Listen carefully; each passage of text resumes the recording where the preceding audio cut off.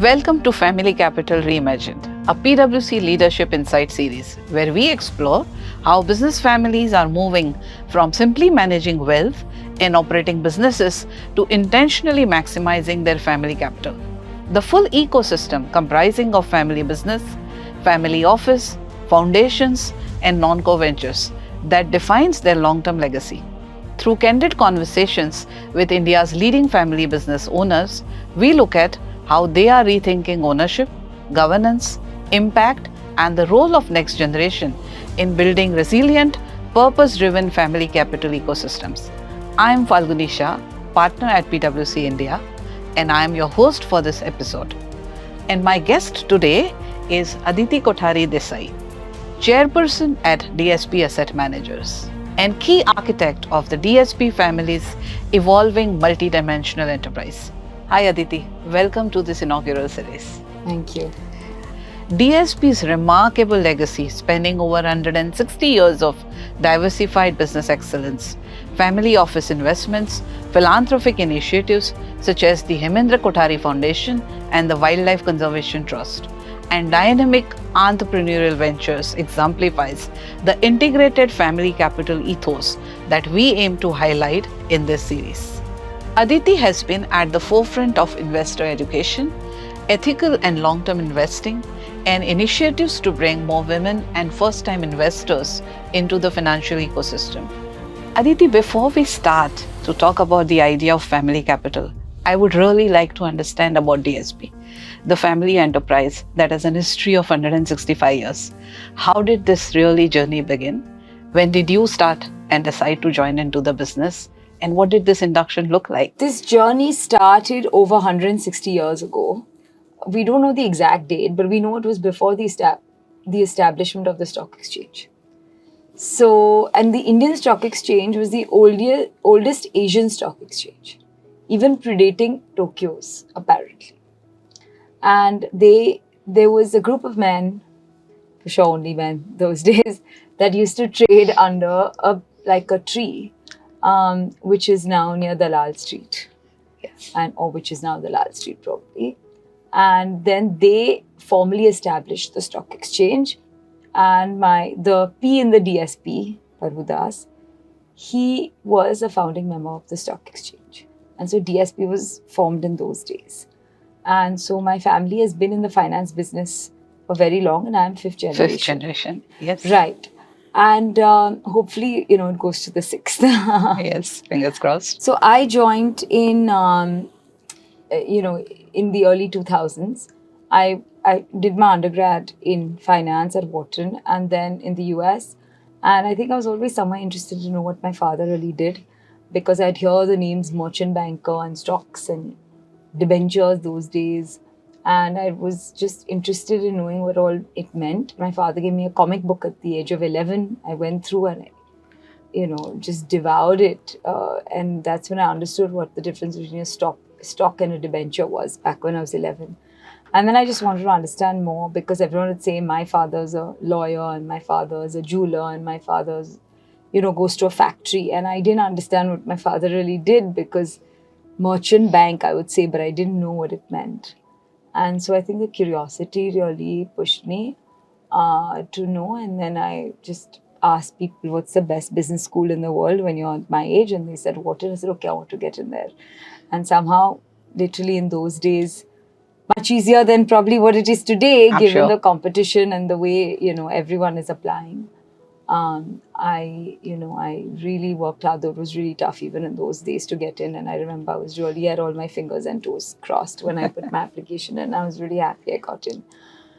And I think it is the world's best education for, finance when you're at that age.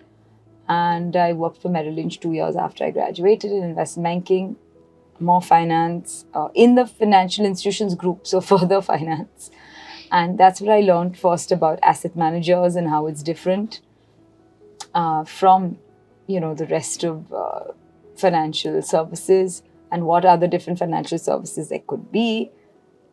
After that, and that time, online trading had just started.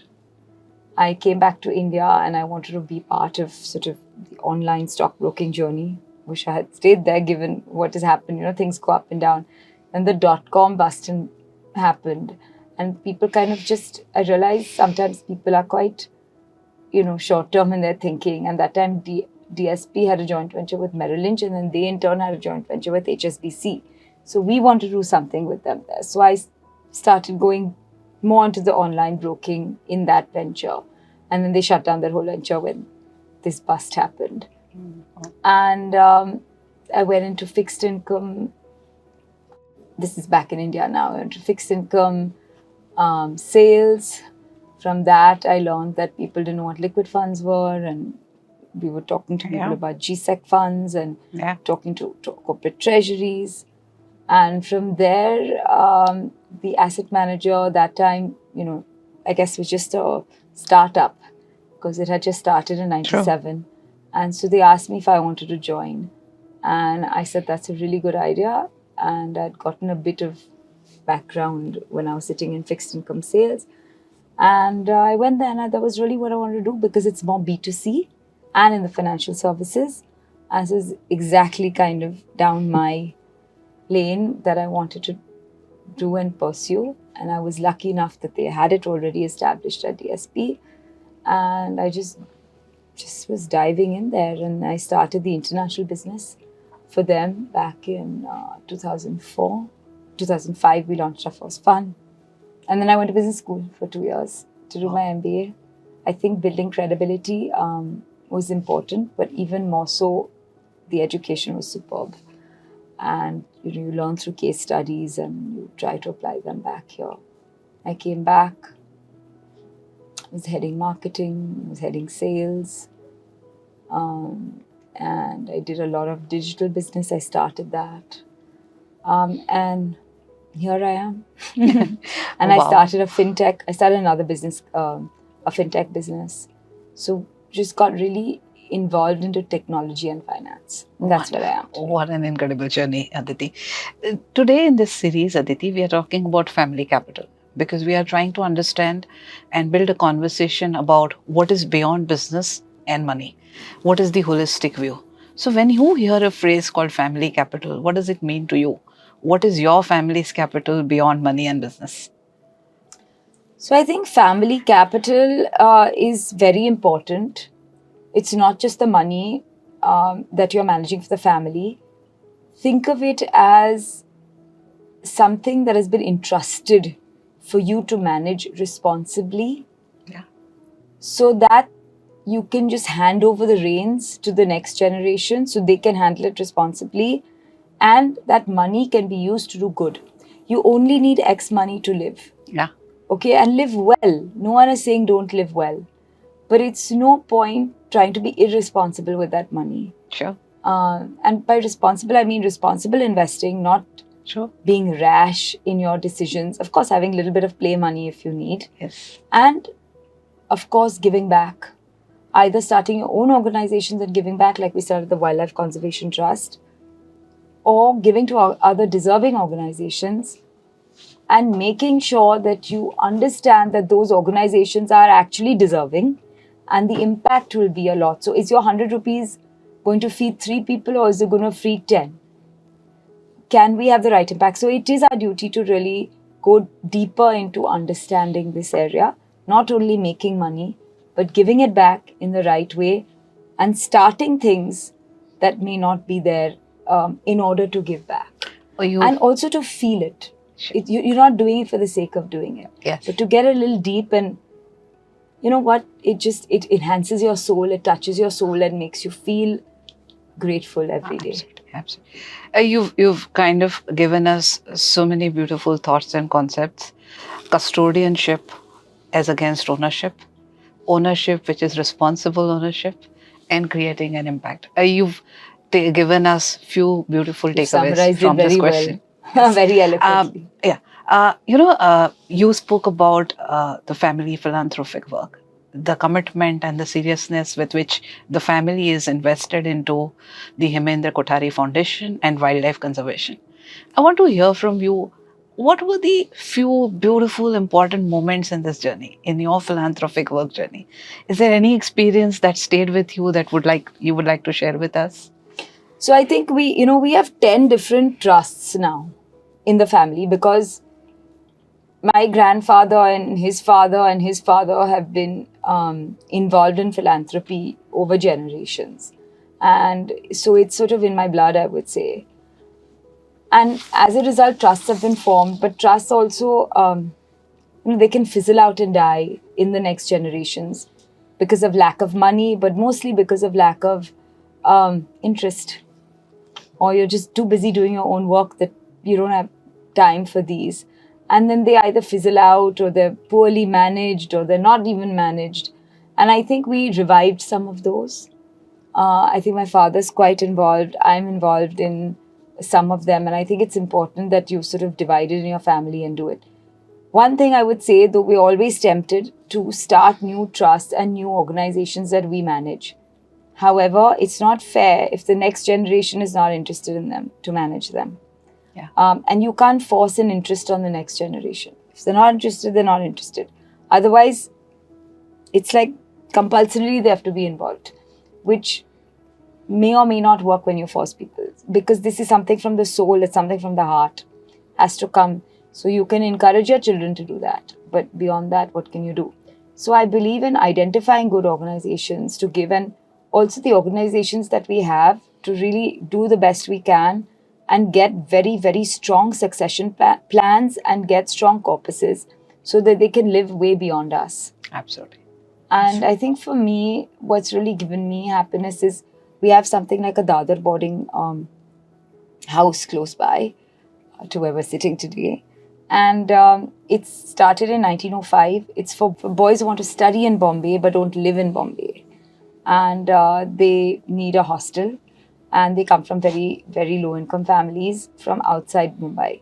So we give them almost free boarding and lodging, I would say, and eventually even pay a lot of their school fees, their college fees. Yeah. And it's for boys between the age of 16 and 26. And this has given me a lot of pleasure because, not only did we physically clean up the building, make it nicer for them to stay, have a new management, I enjoyed sort of redoing their kitchen and having, better menus and food. But from that, also making sure that we don't only have one kind of, boy or boys of the same genre that are recruited in, as in everyone doesn't have to be engineers, everyone doesn't have to be a doctor or CA. A, make sure that they're very deserving boys. B, make sure that they're actually boys that can make a difference in the world. We have them write essays. Boys that are actually very ambitious in their own way, and they don't only have to be in the very mainstream sort of education. We've taken people from JJ School of Art, and that's given me a lot of pleasure. We've taken sports management, architects, catering school students. So just a variety, and that really actually even broadens the kind of conversations that are had within the hostel. We have boys that are maimed, we have boys, that are handicapped. It's made me think on how we have to change some of our bathrooms, how we have to create some kind of lifts to help all kinds of people coming together and have as much diversity as possible. That gives me a lot of happiness. Take something my forefathers did and sort of modernize it in the way I can. Also the Wildlife Conservation Trust, I'm a trustee, and our whole family loves wildlife. We've probably one of the largest, I would say, wildlife conservation organization in India, I would say, and we give more, the second after the government. We're working in over 160 sanctuaries all over India and national parks and sanctuaries, and doing some really cutting edge work with mixing science, technology, economics, sort of, I would say, societal economics, as well as psychology, and putting it all together and really trying to make an impact, saving not only tigers, saving our forests. An example that gave me a lot of pleasure was that there's a big highway running if you go from Nagpur to Pench, which is a wildlife sanctuary and beyond. And there were a lot of animals crossing that road, which has then been broadened and made into a highway. Yeah. and there were a lot of roadkills. So you'd be surprised, but a lot of tigers these days die more in roadkills than even poachers, because Yeah. the government has really come down on poachers, and the government has done a great job, by the way, because of the Wildlife Act of 1972. You're not even allowed to kill a rabbit. You're in jail for doing that. Sure. So they've done a great job. But we thought of what can we do to help. Now, there were so many road kills. They were, increasing the width of the road. We believe that we don't want to stand in the middle of development. India needs it. So what can we do? Can we do, flyovers so that there are underpasses for the animal? And how best to build the underpasses with a little light so the animals feel that in the daytime also they can pass. And we successfully, what we did is we had camera traps to show that these are the areas where the animals are crossing the most, give the data to the government, and then have government, make the underpasses in just those areas. Wow. So we did that successfully, and of course the road kills are almost negligible in those roads. Super. Thank you, Aditi. Once again, you're giving me so many learnings. One, you said in the beginning, succession. Ensure that what you create, you are able to hand over, and those next gen is able to manage. And then you created two beautiful stories of how you're creating impact. One story of education, inclusivity, diversity, and second story of wildlife conservation. Thank you. What you're also telling me is that family capital, the wealth that family owns, can be deployed in a very, very impactful way. And I'm going to now turn to the next topic in that family capital ecosystem, Aditi. When we look at family office, you have a very structured family office. Your sister is managing it. What are you trying to do with the entire wealth that you've parked in the family office? How are you moving ahead with that? So actually, my husband's managing the family office, and since he came, actually, it got more structured because he'd worked in structured family offices, managed a very big office in Boston, for example, and now we have an office with.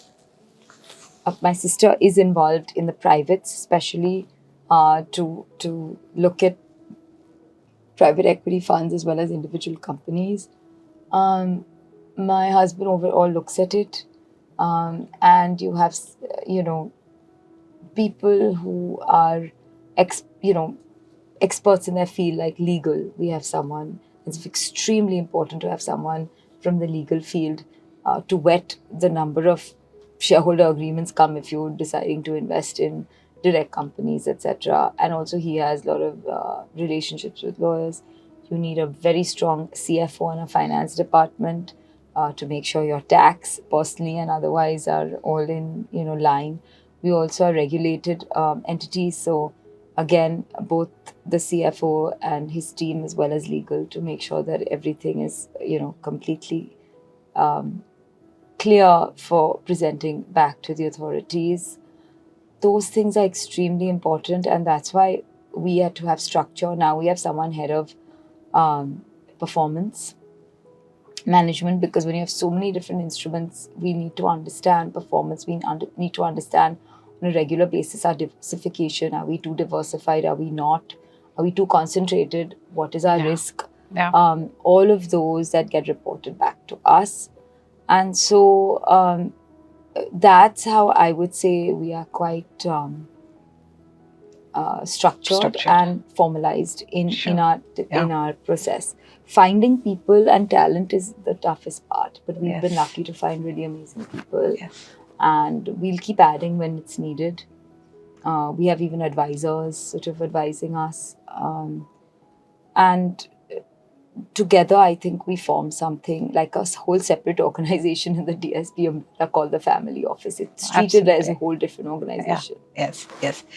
And Aditi, under this family office, I understand you've been making a lot of startup investments, which is a very different rhythm than making and running the hardcore financial services sector business. So what are these principles that guide you? How do you really monitor the startup investments? How do you go about making these investments? So I have to say that startup investments are very exciting, and they are great because you feel you're really getting to know young, dynamic entrepreneurs, and you feel really good sort of funding them And if they're not people like us to fund them, who will? And of course, a lot of them fail and have failed, and we've had to face the failures. And frankly, it feels sad when that happens, but you also feel like you give someone a chance. Of course, if it was something that was done unethically and it failed, we have to learn how to weed those out. So I think it's just a learning process. My sister is more involved than I am. I like the fintech startups because it gives me an idea on what is going on in my world, and also strategically, it's a great place on how to invest. We may even start a fintech fund at some point, and so having fintech startups is just a good sort of learning ground there. And also, fintechs have done very well in India, and the infrastructure for the whole fintech network is extremely important. And if people like us who understand and don't invest, who will? So I think in that area, I also like lifestyle investments. So we've put money in Blue Tokai, for example, which is a coffee maker, and everyone really likes them. And I didn't know anything about coffee. It was my husband who said, who's a coffee snob, and he said he really liked this coffee. And then he introduced me to the people saying they're doing a round. Would you all be interested? And I said, okay. And my point is that those are kind of investments that have given me the most joy. Yeah. Things I don't completely understand or know, I try not to get too close there. Sure. My sister does much more than I do, even in things maybe that I don't understand. So we've allowed ourselves to use our own capital in different ways. I think, we have a shared pool of capital, and she has hers and I have mine, even though they're structured in companies, etc. So we can divide it and not have to blame each other for a risk that we took, which was not suiting my risk profile, but was suiting hers. That also works out pretty well. But the whole thing and the challenge is to monitor all these.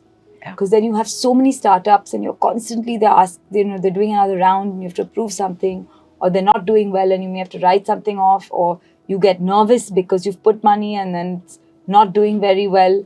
And so people really need to think of whether this is something that they want to get into. I've told myself, since I'm managing one startup, which is a fintech company that I personally started, an established company like the asset manager, which I have over 40 lakh investors that I have responsibility for, whether I want to, create much more of a responsibility by having to manage and monitor smaller startups. And so I'll only do it few and far between in the fintech area maybe, and in lifestyle areas. It's wonderful. Again, thank you so much. A lot of learnings, because when we meet too many clients outside in world, everybody wants to talk about family office, and you have given them very important learning. One, you're looking at fintech, which is adjacent to your business. You are allowing your sister, who in a way is a kind of a now gen, to make her own choices. Absolutely. And ensuring that however the risk framework is followed.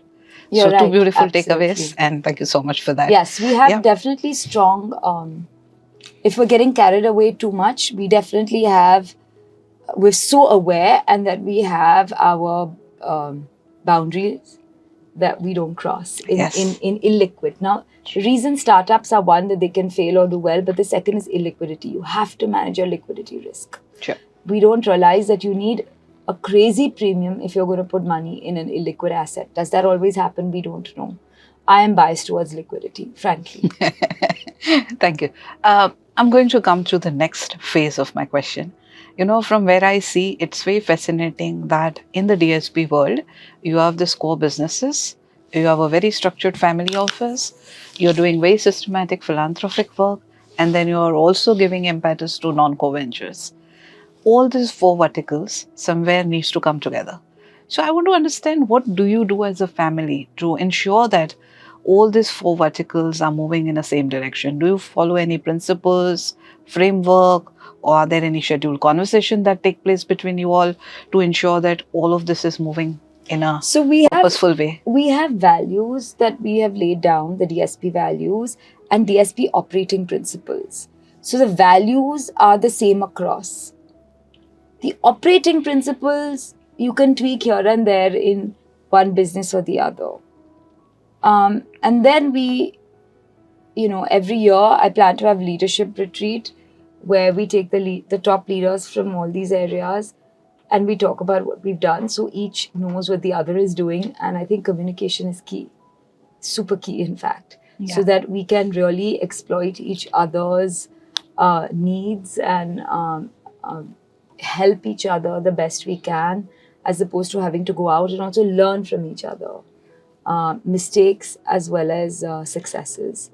So we've started doing that because all the other companies are new. The asset management is the old company. But how can we discover synergies, use synergies, and take it forward? Wonderful. Okay. I was also trying to read through when I met you, and what I've been hearing is that, Aditi, you've spoken and quite often about women in the business. In your family, you've been at the helm of DSP Asset Managers. Your sister is getting inducted into family office. She's managing her own corpus. What has been your learning about barriers and opportunities that women have in the family business ecosystem? So I believe that, we were only two sisters. If we had a brother, then I would be able to talk. We were lucky, maybe, and that my father always supported us. We both did the same thing, went to undergrad at the same school, MBA also. And we had the same kind of education, so we could actually be on the same page when we were speaking to each other. We could really understand what the other thought and said. And so therefore, directionally, we were kind of thinking the same and supported each other. So that was the easy part. Where I am actually more passionate, I have to say, is I think it's about merit. Doesn't matter if you're a man or a woman. It's, merit in the family should take precedence over everything. If you're not capable, then you have professional management and you just stay out of it. If you are capable, then it doesn't matter if you're a woman or a man to sort of take the helm. But what I have been encouraging is more women to manage their money, whether you're sort of operating in an operating business or, because you're going to have wealth in your name. Yeah. Don't leave it to your father, brother, husband. Take it in your own hands and manage your own money and make your own decisions, because your risk profile is different. I told you, my sister and I have different risk profiles. If I was managing her money on her behalf with Tali, she was not happy for what I was doing, and that would cause friction, or vice versa. She was managing and putting it in things that I was not happy. Eventually, it would not be nice. So I think having that respect, understanding risk profiles, discussing things, but taking your own decisions for your own money, if it is yours, that you have inherited, I think is very important in a family office, to keep the peace and to keep you at peace. Aditi, one last question for you. When you look back and look at the DSP universe as a whole, what would you like to be remembered as in people's mind about your contribution to the markets, your contribution to the society? What kind of legacy you would like to leave behind? So that's a really good question. I've been thinking a lot about it. One is definitely that DSP always does the right thing, and that there is trust established in DSP, whether it is for first our investors or any other stakeholders, whether it is our distributors, people who work with us, our vendors, our employees. There has to be a level of trust, and for them to know that we'll always do the fair thing. And that should be something that I want to leave behind and many other generations to take forward, because that's part of our values. And it's summarized as hashtag do be good, do good, be good. And for DSP Asset Management in particular, it's hashtag invest for good. Invest for good, why? Because we are investing for good. We can, increase our money and give back to society. Similarly, if we make people wealthy, they will eventually give back to society. Yes. And maybe be inspired by what DSP does if DSP helped them make the money. Yeah. So I think it is a view that maybe it's idealistic in that sense, but I would like this to be about giving back, making wealth and giving back. And that's what DSP should really stand for. Aditi, thank you so much for this conversation and sharing very thoughtful insights about DSP's journey and your own role into it. What has come through very clearly is how your family thinks about capital in a much broader way through the core businesses, the depth of philanthropic work, and the startup investments that you've been making. In many ways, it reflects the shift we are seeing more broadly, from families focusing only on managing financial assets to really thinking about how they maximize their overall family capital over the long term. Thank you once again for taking time and being with us. Thank you. And to everyone listening, thank you for joining us for this inaugural edition of Family Capital Reimagined. We hope it has offered a useful lens on how families can approach their businesses, investments, and social commitments as a part of one integrated ecosystem. Stay tuned for our next episode of Family Capital Reimagined.